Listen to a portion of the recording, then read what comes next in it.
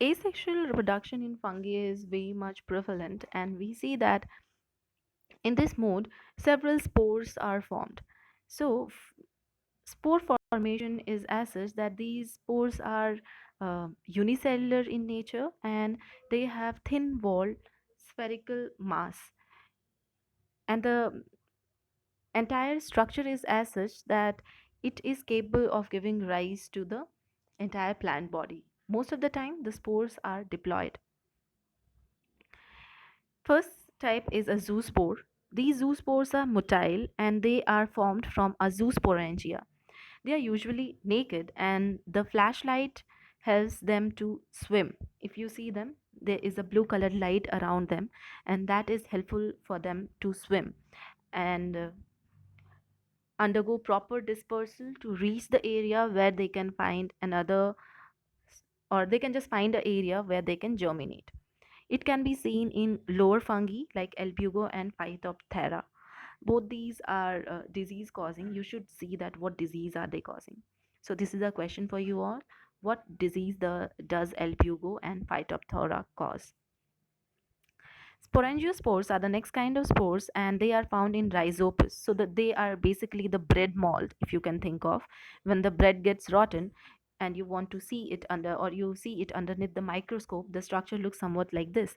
Columella is the globular structure which is present over the stalk of the fungi, and inside that columella is the presence of sporangium. The sporangium contains all the spores within it. Sporangiophore is the stalk of the fungi, and or the developing mycelium. The roots are known as rhizoids. This is a little developed form of fungi, and these are of like two of the category of fungi show the formation of sporangiospores. They are the rhizopus and mucor. Chlamydospores are present in fusarium, and they are thick globular structures which are resting over the hyphal cells. They have enough reserve food material in order to unfavorable condition, and as soon as the favorable conditions arises, these chlamydospore they burst off to release the spores, and the spores germinate into the fusarium structure. Oidea is formed because of, or it is a form which is seen in case of conidia formation.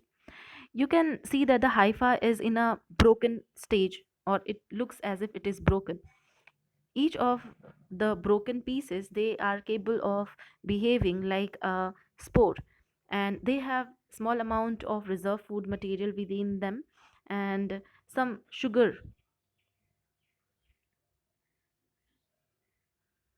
Whenever there is excessive amount of sugar or salt present around them, it leads to the formation of these small fragments, and each of the fragment is capable of giving rise to the new plant body. You can see the entire conidia formation in case of penicillium. It is not the penicillium, I'm sorry. It is just a normal sexual reproduction diagram. You should just overlook this thing, whatever it is written. It is not for this diagram. So you can see you should start with a basidiocarp, which is a dikaryotic mushroom structure. It is the most developed fungi about them we will be studying in this way. It leads to the formation of basidia, which is dikaryotic and is undergoes karyogamy to form diploid structure, which later on undergoes meiosis to form basidiospores. Each of the basidiospores they germinate and disperse in haploid condition to form haploid mycelia. After mating, one haploid and one another two different strains of haploid mycelia they fuse to form dikaryotic mycelium containing both the positive as well as negative strain, and later on this dikaryotic mycelium develops into a basidiocarp, which looks somewhat similar to a mushroom.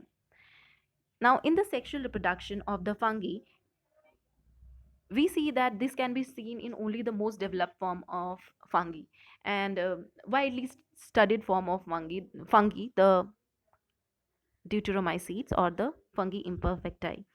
They fuse two different strains and form a new structure, and each of them are known as the gametangia. The gametangia are the jackets of fungi which are unicellular and are surrounded by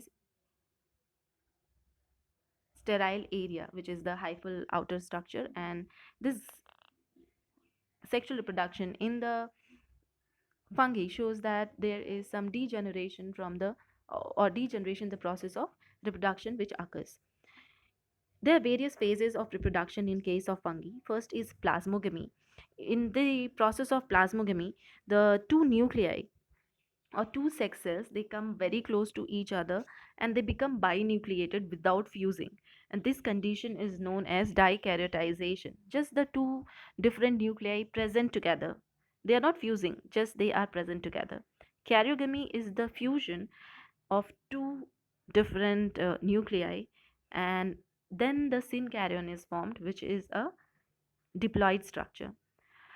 Meiosis is the third stage, which is the reductional division stage, where the haploid nuclei will be formed. And usually, this meiosis takes place immediately after the fusion of two nuclei has occurred.